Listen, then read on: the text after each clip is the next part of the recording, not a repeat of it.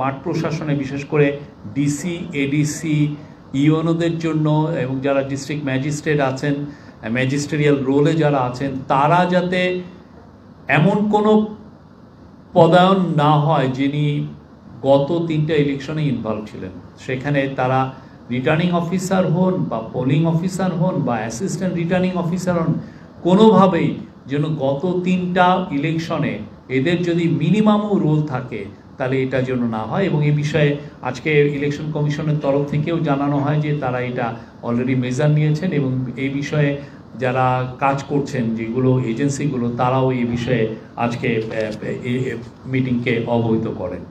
আর বাংলাদেশের একমাত্র smart city Bashundhara এখন আরো নিরাপদ, আধুনিকতায় আরো এক ধাপ এগিয়ে। ক্ষেত্রে কি কি ক্রাইটেরিয়া হবে এবং কিভাবে পদায়ন হবে সে বিষয়ে সুনির্দিষ্ট মানে র্যান্ডমলি যাতে এদেরকে দেওয়া হয় এবং যিনি সবচেয়ে বেশি ফিট তাকে কিভাবে ফিট আপনি তার যেই ধরনের ক্রাইটেরিয়া আছে তাকে এই ফিটনেসটা দেখার জন্য উনি শারীরিকভাবে কতটুকু ফিট, ওনার এসিআরটা কীরকম, ওনার পলিটিক্যাল ব্যাকগ্রাউন্ডে সেরকম আগের কোনো পলিটিক্যাল ব্যাকগ্রাউন্ড আছে কি না, ওনার কর্মদক্ষতা কীরকম, আগে পোস্টিংগুলো কোথায় ছিল, ওনার বিপরে কোনো ধরনের নিউজ পত্রিকায় কোনো ধরনের কোনো রিপোর্ট এসছে কি না, অনেকগুলো বিষয় দেখে দেখা হচ্ছে যে কে এই পুরো বিষয়গুলো সবচেয়ে ফিট এবং যিনি ফিট তাকে দেওয়া হবে হচ্ছে সবচেয়ে ভালনারেবল জায়গায় এবং এটা র্যান্ডমলি সিলেক্ট করা হবে এবং এতে সর্বোচ্চ যাতে এফর্টটা দিতে পারেন সেই বিষয়টা লক্ষ্য রাখা হয়েছে।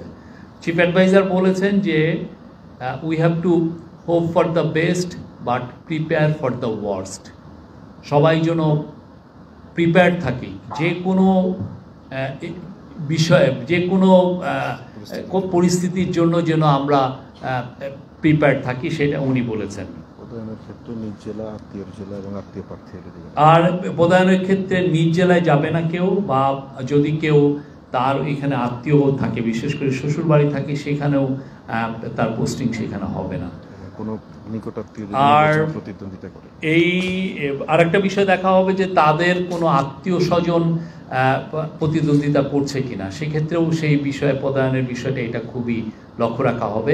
আর এই বিষয়ে কাজ যে কর্মসূচি সেটা 1 নভেম্বর থেকেই শুরু হবে আপনার। এবং একই বিষয়ে পুলিশের তরফ থেকে বিশেষ করে লেফটেন্যান্ট জেনারেল জাহাঙ্গীর আলম চৌধুরীও জানিয়েছেন যে তারাও এইভাবেই দেখছেন যে কে সবচেয়ে ফিট এবং তারা এইভাবে অলরেডি একটা লিস্টও করে ফেলেছেন 64 জনের, যে কোথায় কাকে কোথায় দেওয়া হবে এবং এইটা যাতে র্যান্ডমলি হয় এবং এই বিষয়ে যাতে সর্বোচ্চ নিউট্রালিটি এবং আনবায়াস থাকে সেই বিষয়ে আজকে চিফ অ্যাডভাইজার বারবার বলেছেন।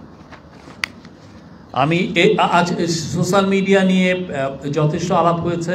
সোশ্যাল মিডিয়ার মাধ্যমে আপনারা জানেন যে কিভাবে মিসইনফরমেশন, ডিসইনফরমেশন ছড়ানো হচ্ছে, সেটা নিয়ে আজকের মিটিংয়ে বড় রকমের আলাপ হয় এবং দুইটা কমিটি করার কথা বলা হয়।